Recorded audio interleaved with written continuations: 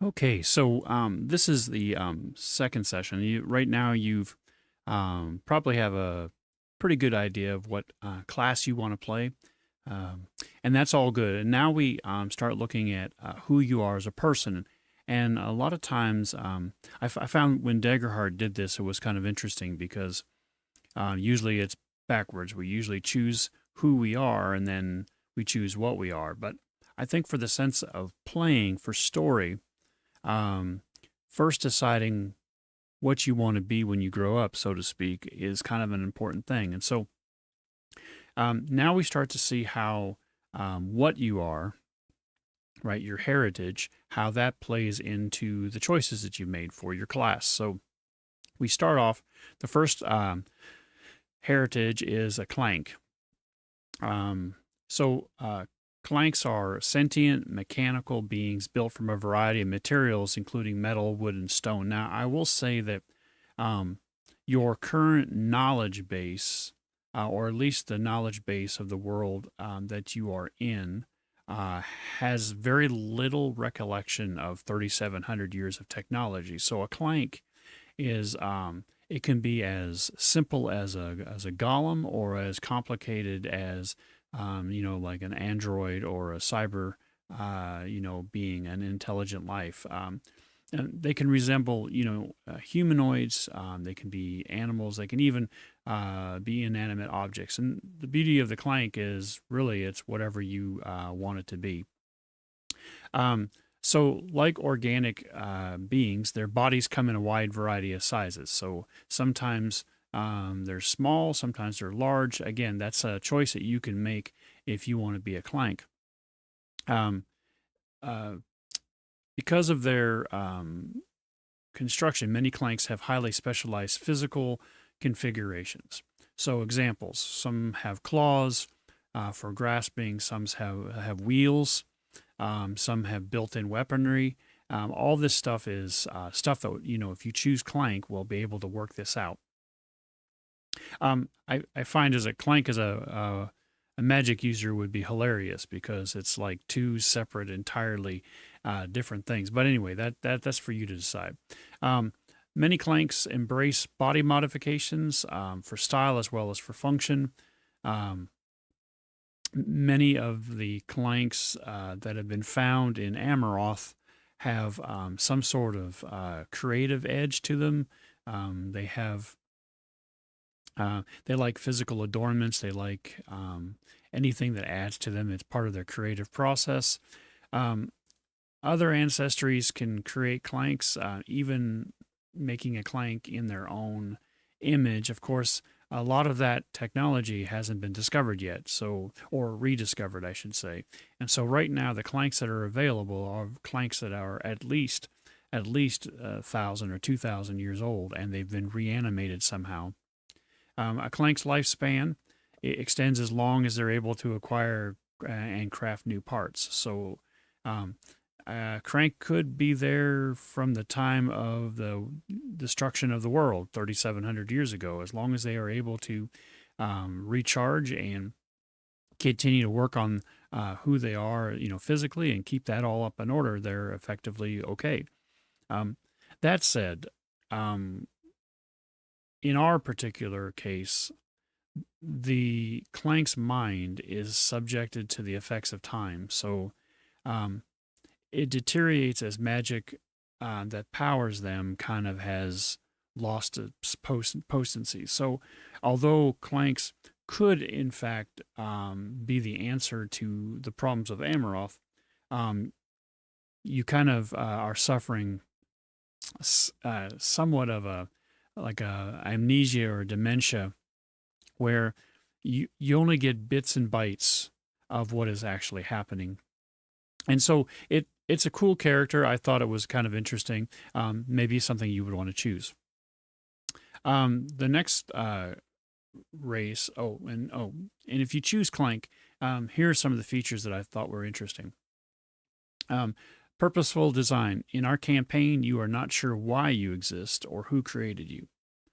At character creation, choose one of your experiences that best align with this purpose and gain a permanent +1 bonus to it. So, experiences are things that when you think about playing as a Clank, what kind of experiences would that Clank have that would aid you in your quest of whatever that is? You are efficient in the fact that when you take a short rest, you can choose a long rest move instead of a short rest move. So that benefits you. Short rest, you can repair all your armor, or short rest, you can bring all your HP back. Whereas in a normal short rest, other heritages would not be able to do that. They'd only get half. So that's kind of cool. The next one is Dracona. That's what Ben M. He's playing a character named Kanach, kind of like a paladin. We call it a seraph. Dracona resemble wingless dragons in humanoid form and possess a powerful elemental breath. All Dracona have thick scales that provide excellent natural armor against both attacks and the force of nature. They are large in size, ranging from 5 to 7 feet on average, with long, sharp teeth. New teeth grow throughout a Dracona's approximately 350-year lifespan, so they are never in danger of permanently losing an incisor. Unlike their dragon ancestors, Dracona don't have wings and can't fly without magical aid. Members of this ancestry pass down the element of their breath through generations, and in rare cases, a Dracona's elemental power will differ from the rest of their family. So there's 100 Dracona left on Amaroth, and each one you can split. They have Fire Dracona, Ice Dracona, Lightning Dracona, Air Dracona, there's Earth Dracona, and so there's about 20 of each. And they're a dying race. So sadly, in Canucks, our players thing, he has been tasked to find a new ground for them because they're living on a little island and it's not enough, and they're hungry, and that's never good news. So in our campaign, Dracona are carnivorous and need to take special care to feed often. So some of the side effects of not doing so can lead to the player reverting to a more basic lizard brain mentality, unable to think clearly and completely focused on food. Basically, the way I told everybody is that you never want a Dracona to be hungry because you may be next. And so that's the kind of the thing that I play off of a little bit as a GM. And so that's some of the fun. Here's some of the strengths.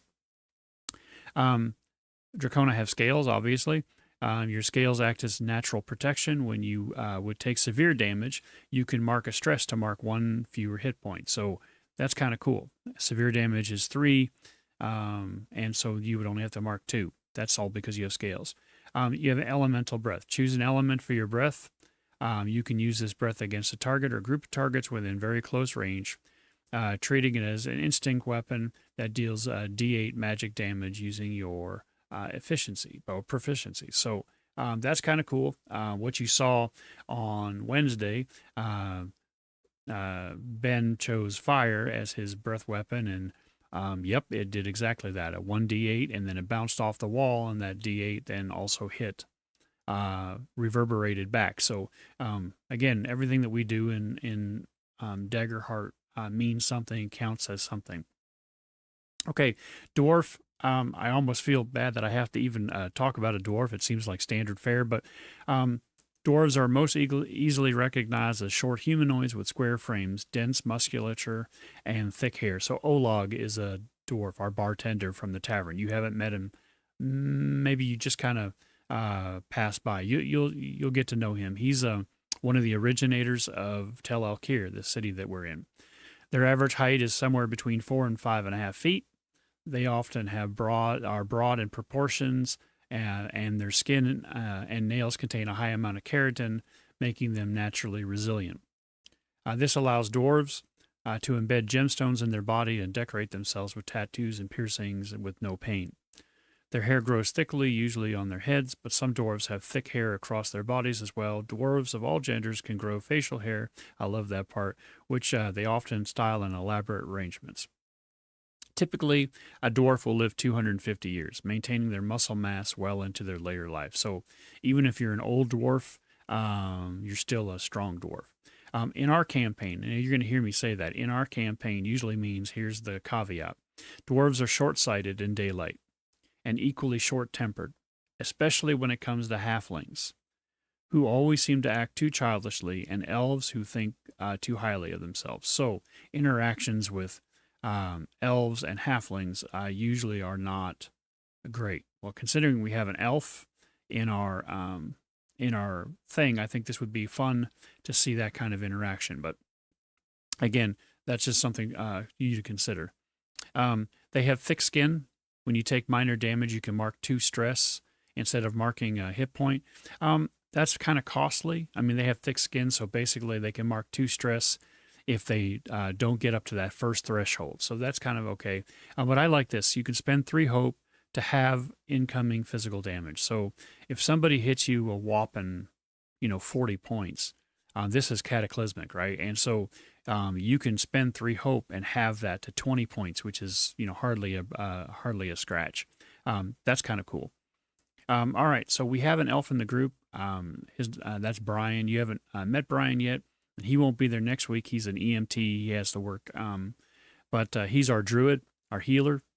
And so let me tell you about the Daggerheart elves. Elves are typically tall humanoids with pointed ears, acutely attuned senses. Their ears vary in size, pointed shape, and as they age, the tips begin to droop. Nobody likes droopy ears. While elves come in a wide range of body sizes, they're fairly tall, usually from 6 to 6.5 feet tall. All elves have the ability to drop into a celestial trance rather than sleep.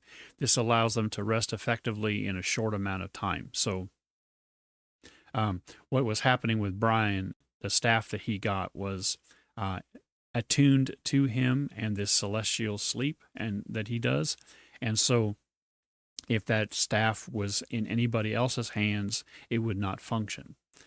Some elves possess what is known as a mystic form, which occurs when the elf has dedicated himself to study or protection of the natural world so deeply that their physical form changes. So how we've done this in Daggerheart, um, Brian's character spirit walks, and he received this dream that called him into this adventure while he was spirit walking, and it really messed him up. And so his celestial mystic form happens sometimes unexpectedly. And so what we've done is he drinks a certain kind of potion and he turns into a gaseous state, and then they bottle him up, and then Lyra, the Katarian, which you'll meet next week, she carries him as kind of her. She's honor bound. Characteristics, okay, yeah, we don't have to do any of that. So, because elves live for about 350 years, their traits can shift more than once in a lifetime. So, as they mature, different things can kind of happen to them. In our campaign, elves are a bit arrogant, which you'll find out Brian plays really, really well. When it comes to other species, especially dwarves, they don't like dwarves. They do not like enclosed spaces and tend to keep to themselves when out and about. So, that's that. Ancestries.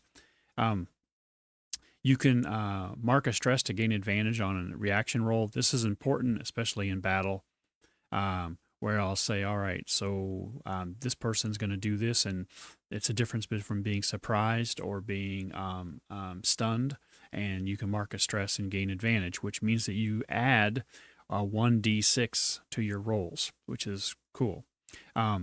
During a rest, you can drop into a trance to choose an additional downtime move. Again, something is very cool. He does that through spirit walking. So that's the elf. Feywild, their actual names are fairies, but I chuckle every time I say that. I can't take it seriously, so I named them Feywild.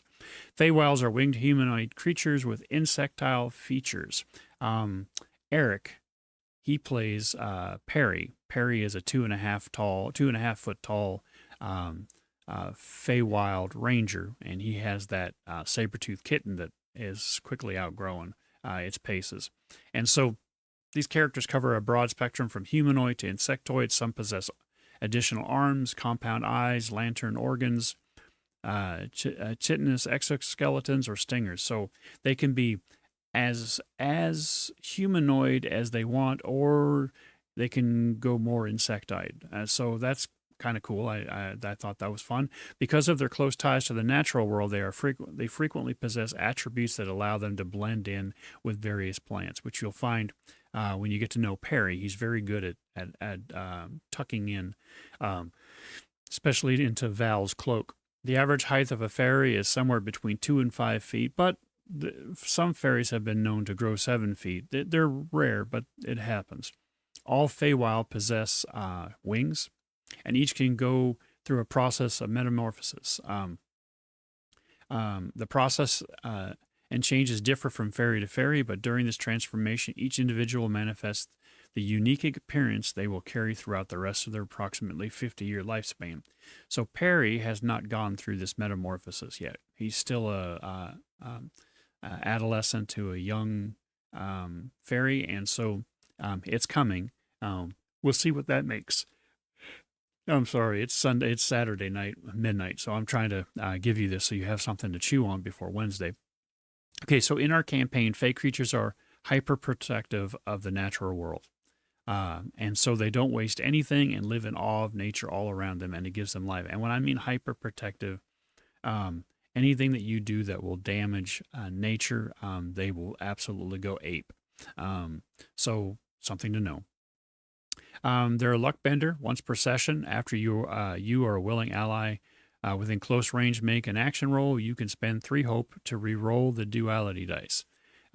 This is huge, especially like we were talking about death with Val. Perry can spend 3 hope. Let's say Val would have chosen all or nothing, and it was a 50-50% roll, and he rolled fear high. Well, because of his luck bender, he could spend 3 hope and flip it so that he could re-roll those dice again. Very, very important. Wings, you can fly. While flying, you can mark, if you mark a stress, after an adversary's attack, you gain a +2 bonus to your evasion against that attack. So what's nice about that is whatever his evasion score is, I think it's 13. Well, now it's 15, as long as he's flying. That's huge. That's the difference between getting whacked with a fly swatter or living to see another day. All right, so the fawn, the satyrs, that was the lady that was so scared that she killed herself, and then Ben's character ripped off her hand. She's a fawn, a satyr. They resemble humanoid goats or deer with curving horns, square pupils, cloven hooves. Though their appearance may vary, most fawns have a humanoid torso and a goat or deer-like lower body, and they're covered down there in dense fur. Fawn faces can be more caprine or more human-like, and they have a wide variety of ear and horn shapes. Again, it's really up to the person. Fawn horns can range from short with minimal curvature to much larger with distinct curl, and that's personal preference. Average fawn ranges from 4 to 6.5 feet tall, but their height can change dramatically from one moment to the next based on their stance. So if you look at the legs of a fawn, they can go really, really, really short, or they can stretch out entirely. So the majority of fawns have proportionately long limbs, no matter their size or shape, and are known for the ability to deliver powerful blows with their split hooves. So that's something we'll talk about here in a second. Fawns live for roughly about 225 years, and as they age, their appearance can become increasingly goat-like, or deer-like. So they lose a little bit of their humanity, so to speak. In our campaign, fawns and satyrs have bad tempers and are known to chew on anything when nervous or bored. So it could be a hoot that you get nervous and you start chewing on people's armor latches, or so that's a fawn or a satyr. As a fawn, you can leap anywhere within close range as though you were using normal movement, allowing you to vault over obstacles, jump across gaps, or scale barriers with ease. Your kick, when you succeed on an attack against a target within melee range, you can mark a stress to kick yourself off of them. So basically, you're doing a kung fu move here, dealing an extra 2d6 damage and knocking back either yourself or the target to very close range. That's kind of cool. Um, our sheriff is this. He's a Fearbolgus, and it's a minotaur. They are both bovine humanoids, typically recognized by their broad nose and long, drooping ears. Some have faces that are more of a humanoid, while some resemble more of a like a bison, ox, or cow. This is what the sheriff is. He's got more of a bison sort of look to him. They are tall and very muscular, with heights ranging from 5 to 7 feet, and possess remarkable strength no matter what their age is. Some of the firebolgs are known to use this strength to charge their adversaries, an action that is particularly effective for those who have one of the many variety of horn styles commonly found in their ancestry. Though their unique characteristic can vary, all firebolgs are covered in fur, which can be muted and earth tone in color, or come in a variety of pastels, such as soft pinks and blues, which I would happen to make fun of you if you did pinks or blues, just general principle. Average lifespan is about 150 years. In our campaign, the firebolt people are not known for their sense of humor, nor do they trust others easily. When pushed, they often lose themselves in their rage, so they're kind of rage monsters. Which is why now you know why I play the sheriff, even though he's intellectually kind of small. He has a bad temper, and I've been purposeful to play him kind of like, you got to win him over sort of thing. Okay, charge. When they succeed on an agility roll to move from far to very far range in melee combat, into melee range with one or more targets, you can mark a stress and deal 1d12 damage to all the targets within melee range. So what's cool about this is if you have a line of people from far or very far, so that's 100 feet, you can mark a stress and then roll d12 on every one of those people in that straight line as they come into melee range. So that's kind of cool. Unshakable. When you would mark a stress, roll a d6 on a result of a 6, don't mark it. So you can charge and then mark a stress and then do this second thing and roll a d6. And if you get a 6, you don't have to mark it. So it's like a free charge. Kind of a cool thing. All right. Now we get into some of the weird ones. Fungal. Fungal resembles really a humanoid mushroom. They can either be more humanoid or more fungal in appearance, and they come in assortment of colors from earth tones to bright reds, yellows, purple, blues. Macanid, is that kind of the underdark creatures that, that's kind of what they remind me of. Fungal display an incredible variety of bodies and faces and limbs, and there's no really single common shape. So you really can, you're a fungus. You can be whatever you want to be. Their heights can be as small as 2 feet or as staggering as 7 feet. Again, entirely up to the player. While the common lifespan of fungal was about 300 years, some have been reported to live a lot longer. They can communicate non-verbally. This is kind of cool.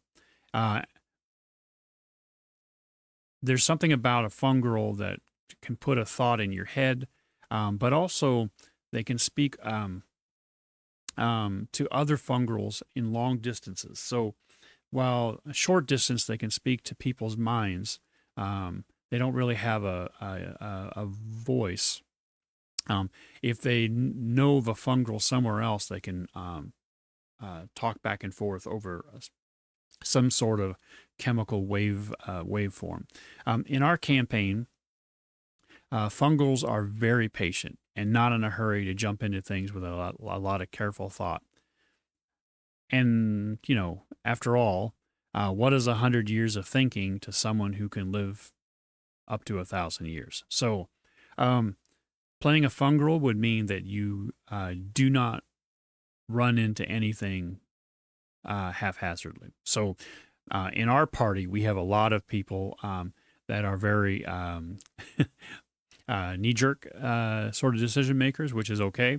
Fungal would be an interesting person to play because it's completely the opposite. Um, it'd be interesting to see what somebody could do with that. I'm not sure I would be brave enough as a player. Fungal Network, make an instinct roll of you roll a 12 with your duality dice to use your Maclealial array to speak with others of your ancestry. On success, you can communicate across any distance. Well, the first problem is you have to know somebody. So you haven't met a fungal yet, and so you wouldn't know anybody. Death connection. While touching a corpse that died recently, you can mark a stress to extract one memory from the corpse related to a specific emotion or sensation of your choice. So that's kind of cool. It's kind of like a speak to the dead sort of thing. The next one is also kind of weird. It's kind of like a mix between a Teenage Mutant Ninja Turtle and what is their rat teacher. Anyway, kind of reminds me of that. It kind of has a little bit of both. Or if you've ever watched Dark Crystal, kind of reminds me of those guys. Galapas resemble anthropomorphic turtles with large dome shells in which they can retract. Yes, they can retract. On average, they range from 4 to 6 feet in height. Their head and body shapes can resemble any type of turtle. Galapa come in a variety of earth tones, most often shades of green and brown, possess unique patterns on their shells. These patterns can be, tribal, like that belongs to a clan, whatever the player wants. Members of this ancestry can draw their head, arms, and legs into their shell for protection to use it as a natural shield when defensive measures are needed. Some supplement their shell's strength and appearance by attaching armor or carving unique designs, but the process is exceedingly painful. So you can add armor to your already armored back, but it's going to be very painful to you. Most Galapa move exceptionally slow, no matter what age they are, and they can live about 150 years. So there is no running across a courtyard. A run for this person would be, everyone can clear the courtyard. You'll get 5 to 8 feet. You're very slow moving. So kind of fun. Their ancestry features, you gain a bonus to your damage thresholds equal to your proficiency. So if your proficiency is +2, then your damage thresholds go down a +2, which is kind of nice. Well, once you're retracted, you mark a stress to retract into your shell. While in your shell, you have resistance to all physical damage. You have a disadvantage on any action rolls because you can't move. So once you're in the shell, you can't just pop in and pop out or shoot from there. You're stuck there for a while. And I'll have a cool way of making it whether it's safe or not. Because if you're a bad guy, all you have to do is wait on the outside of the shell till you poke a head out, and there you go. So just some things to consider about this character. The giant. Giants are towering humanoids with broad shoulders, long arms, and have 1 to 3 eyes. You met Smalls. He's a cyclops. He was extraordinarily large. Most of the ones that will play as a player are between 8 and 10.5 feet tall, probably closer to the 10.5 feet, and are naturally muscular regardless of their body type. So even if they're a little chunky, they're still going to be really muscular. They are easily recognized by their wide frames, elongated arms, and necks, and the fact that they're, ginormous. They can live. They can have up to 3 eyes, but they're born with no eyes, and they remain sightless for the first year of their life. During their lifetime, they go through kind of like a metamorphosis where they may start with 1 eye, or they may gain another eye, but that's happens very infrequently. Till a giant reaches the age of 10 and their features fully develop, the formation of their eyes, like I said, will fluctuate. So by the age of 10 or 12, they usually know how many eyes they're going to have. Those with a single eye are called cyclops. The average giant lives only to 75 years. In our campaign, giants are oversized and struggle with making the world outside their mountain homes work for them. But they do like dwarves, because dwarves live in mountains and make wonderful spaces for them. So if you have a dwarf in your party, a giant is their friend. All right. As a giant, you have endurance, gain an additional hit point slot as at character creation, which is kind of cool. And you have really awesome reach. Treat any weapon, ability, spell, or other feature that has a melee range as though it has a very close range instead. So instead of just 5 feet, you can, because you're a giant, everything that's melee ranged is now up to 20 feet. So that's kind of cool. This was the first game that you could play as a goblin, and I thought that was interesting because goblins are usually not considered like, top echelon good guys. But yeah, we met one last week or the week before, a guy named Grimes. He's a healer, also really weird. Goblins are small humanoids, easily recognizable by their massive ears. With keen hearing and sharp eyesight, they perceive details both at a great distance and in darkness, allowing them to move through less optimal environments with ease. Their skin and eye color are incredibly varied, with no one hue or anybody, there's nothing that distinguishes them. They can be whatever color the player wants. Typical goblin stands between 3 and 4 feet tall, and each of his ears are about half the size of its head, so they're ginormous. Goblins are known to use their ear positions to a very specific effect when communicating non-verbally. A goblin's lifespan is roughly 100 years, and many maintain their keen hearing and sight well into their advanced age. In our campaign, goblins are not very trusting, but are loyal to those they call friends. They are absolutely fearless. Goblins are sure-footed. They will ignore disadvantages on agility rolls. So you want to run across something that's muddy, and I say, well, there's mud there. You wouldn't have to take advantage. You're just going to go. So that puts you at a plus getting to and from places.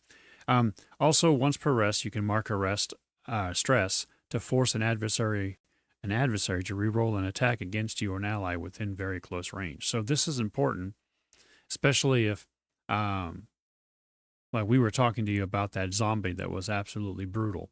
Well, if you're within range, you can have me re-roll that roll to see if you can make me miss. That's kind of cool. So, and you can do that every rest. So that's kind of a good thing. All right, halflings are small humanoid with large hairy feet. I want to say they're hobbits.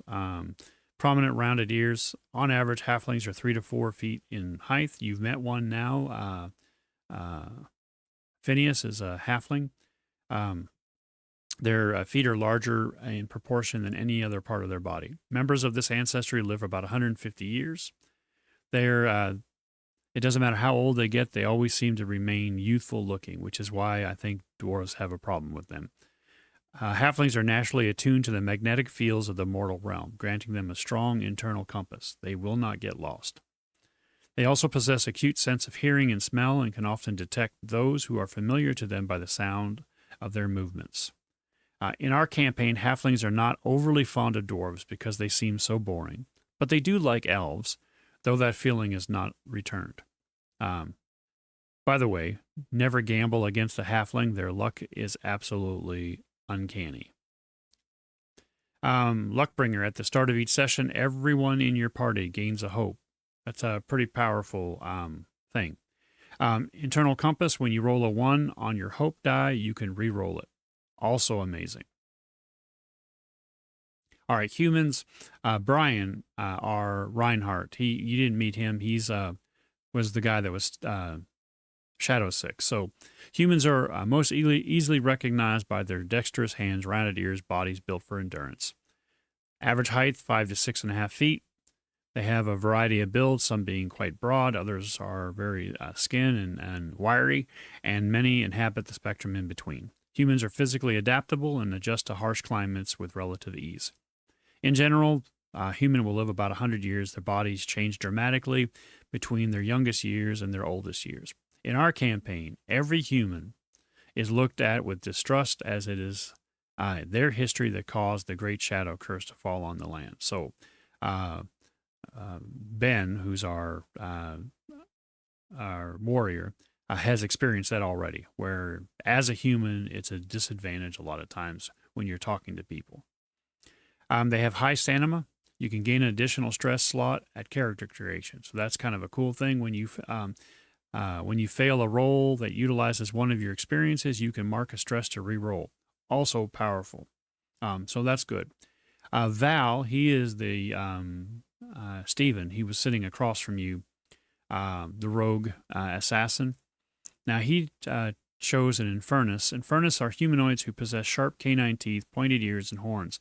Now, he's done something really interesting with his in the fact that all those traits are very subdued. The myth that surrounds them is that they're offsprings of demons from the circles below. On average, an Infernus range in height from 5 to 7 feet and are known to have long fingers and pointed nails. Some have long, thin, and smooth tails that end in points, forks, or arrowheads. It's common for an Infernus to have 2 or 4 horns, though some have crowns and many horns, or some even have only 1. These horns can grow asymmetrically, forming unique, often curving shapes that Infernus enhance with carving and ornamentation. Their skin, hair, and horns come in an assortment of colors that can include soft pastels, dark tones, vibrant hues, whatever they want. Infernus possess a dread visage that manifests both involuntarily, such as when they experience fear or strong emotions, or purposely, such as when they wish to intimidate an adversary. This visage can briefly modify their appearance in a variety of ways, including lengthening their teeth and nails, changing the color of their eyes, twisting their horns, or enhancing their heights. They live about 350 years, and a lot of people say that that's because, they're demons. But the fact of it is, in our campaign, the Infernus are shadowkin. This means that the shadow has already flowed through them, has transformed them from what they once were to what they are now. This is important because they didn't start out like this. Infernus are sensitive about who they were before, and with time can gain the features and heritage they once were, in addition to the shadow kiss they wear now. So this is where Val is just starting to get in at the beginning of the game. He knows he was something else, but he doesn't know what it was yet, but it's messing with him. So that's kind of a cool thing. They're fearless. When you roll with fear, you can mark 2 stress to change it into a roll of hope instead. So that's excellent. You have an advantage roll on intimidation to hostile.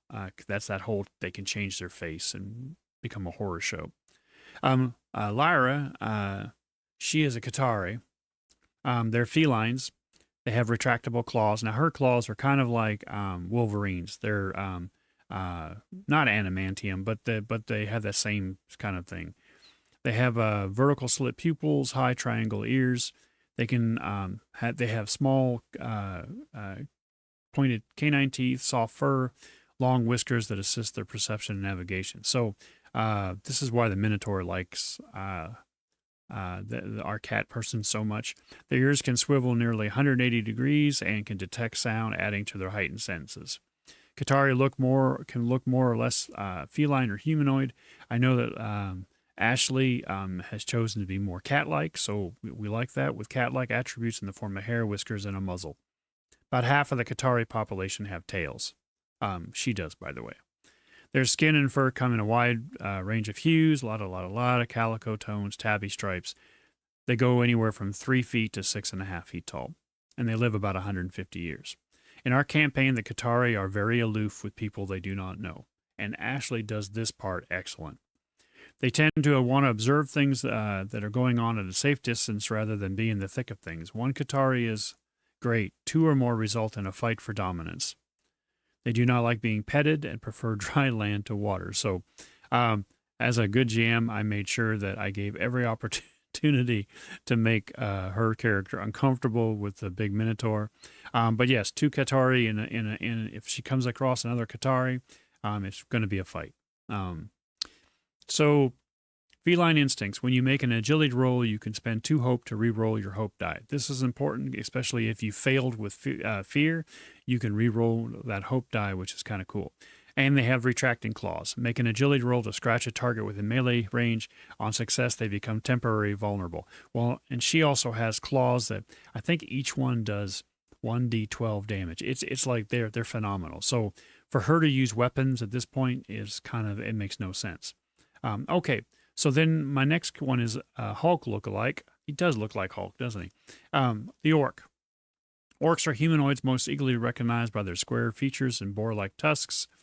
Tusks come in variety of sizes. You can basically choose how much you want. Instead, many orcs choose to decorate their tusks with ornamentation. Orcs live about 125 years. Their tusks will continue to grow through the course of their lives. So their ears are pointed. Their hair and skin typically have a green, kind of blue-gray sort of tone to it. Orcs are muscular and strong, and their average height are 5 to 6.5 feet. In our campaign, orcs are very proud creatures who can get their feelings hurt easily, resulting usually in an altercation of some sorts. They are loyal to their friends and suspicious of humans. So, do the math on that one. They're sturdy. When they have 1 hit point remaining, attacks against you have disadvantage. So that means if you're down to your last hit point, I have to roll my dice and then roll a 1d6 disadvantage against an orc. Tusks. When you succeed in an attack against a target within melee range, you can spend a hope to gore the target with your tusks, dealing 1 extra 1d6 damage. That's cool. I don't know if it's worth a hope, but it's definitely cool. All right, so here is our next one. Really weird because they're really, really tall. This is a ribbit. We've met one in this campaign already. You haven't met him yet. His name is Trevor. And yes, it's a kind of a spin to Hogwarts. But ribbits are basically anthropomorphic frogs. They have protruding eyes and webbed feet. They have smooth, sometimes warty, moist skin and eyes positioned on either side of their head. So they have they look like just giant frogs. Some ribbits have hind legs more than twice their length of their torso, while some have short limbs. And no matter their size, which range from 6 to 8 feet, ribbits primarily move by hopping. All ribbits have webbed appendages, allowing them to swim with absolute ease. Some ribbits possess a natural green and brown camouflage, while others vibrantly colored with bold patterns. And again, it's a tribal thing, and if you choose to be a ribbit, you can make that decision. No matter their appearance, all ribbits are born from eggs laid in water, hatched into tadpoles, and after about 6 or 7 years, they grow into amphibians, which can move around on land. They live about 100 years. In our campaign, ribbits must remain moist. This is very important because we're going to go into a lot of areas that'll be far from water. They can withstand harsh elements by secreting a thick oil on their skins, but the oil is deadly to the touch to anyone not wearing protective gear, with the exception of a dwarf. Dwarves can touch them without any issue. In battle, this gives a ribbit a +2 on their attack. Additionally, ribbits are amazing swimmers and can use their tongues like a grappling hook to pull something 3 times their size from a close range. So that's kind of cool. They can breathe underwater, move naturally, and they can use their long tongue to grab onto things within close range. Mark a stress to use your tongue as a finesse close weapon that deals D12 physical damage using your proficiency. So if you are a dexterity-based character, you can do D12, and you also get a +2 if that's your dexterity. All right, the next one is Simia or simias. They're just basically monkey people, right? They long limbs, prehensile feet. While their appearance reflects all simian creatures, from the largest gorilla to the smallest marmoset, their size does not align with the animal counterparts. They can be anywhere from 2 to 6 feet tall. All simias can use their feet as equally as well as they do their hands. So they can wield weapons with their feet equally as well as they do with their hands, which is interesting because if you choose this, that means that at any given time you have 4 limbs that you can carry stuff in. Additionally, some have prehensile tails that can grasp objects, help with balancing during difficult maneuvers.